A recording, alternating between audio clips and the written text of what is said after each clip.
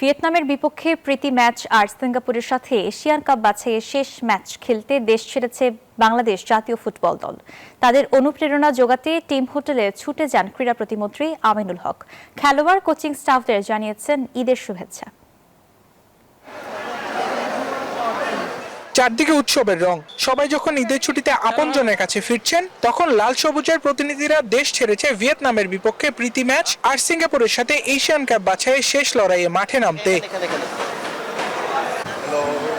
তাই তো দেশ ছাড়ার আগে বাংলাদেশ দলকে উৎসাহ যোগাতে টিম হোটেলে ছুটে যান ক্রীড়া প্রতিমন্ত্রী আমিনুল হক। সাবেক এই ফুটবলার কাছ থেকে শুনেছেন খেলোয়াড়দের কথা। সেই সাথে জামাল সমিতদের পরিবার ও দেশবাসীকে ঈদের শুভেচ্ছা জানিয়েছেন আমিনুল হক। আমি তাদের সাথে কিছু বিষয় শেয়ার করেছি যে সবার আগে হচ্ছে আমার বাংলাদেশ। যখন মাঠে নামবো, আমি যাতে আমার বেস্ট পারফরমেন্সটি দিয়ে দেশের জন্য যাতে সম্মান বয়ে নিয়ে আসতে পারি। আর ক্রীড়া প্রতিমন্ত্রীর এমন আন্তরিকতায় মুগ্ধ জাতীয় দলের অধিনায়ক জামাল ভুঁইয়া। অন্যদিকে 2 ম্যাচ জিতেই দেশে ফিরতে চান ডিফেন্ডার তারিক গাজী। সেই সঙ্গে দেশবাসীকে জানিয়েছেন ঈদের শুভেচ্ছা। যুক্তরাষ্ট্রের 1 নম্বর জিম চেইন গোল্ড জিম এখন আবারও বাংলাদেশে। বসুন্ধরা আবাসিক এলাকা ও বসুন্ধরা সিটি শপিং মলে। আমার পুরো Bangladesh career is the first time I C a sports state minister টিমের সাথে ব্রিথ করছে, সো এটা ভেরি গুড। আমরা ভিয়েতনাম এবং সিঙ্গাপুর অবশ্যই জিততে যাব। ঈদ মোবারক সবার জন্য।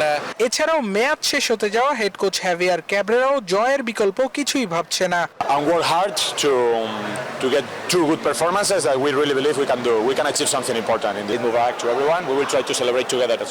অন্যদিকে ক্রীড়া প্রতিমন্ত্রীর এমন ছোটে আসায় খেলোয়াড়রা আরো অনুপ্রাণিত হবে বলে জানিয়েছে বাফুফের সভাপতি তাবিদ আওয়াল। পুরো বাংলাদেশে তাদের পরিবার, এই পরিবারের জন্য তারা ঈদের উপহার আনবে আগামীতে খেলা, ভালো খেলা দিয়ে। হামজা জামালদের ঈদের আনন্দ হয়তো এবার তাদের ছুঁয়ে যাবে অনেক দূর দেশ থেকে, কিন্তু তাদের এই লড়াই মিশে থাকবে দেশের জন্য ভালোবাসা।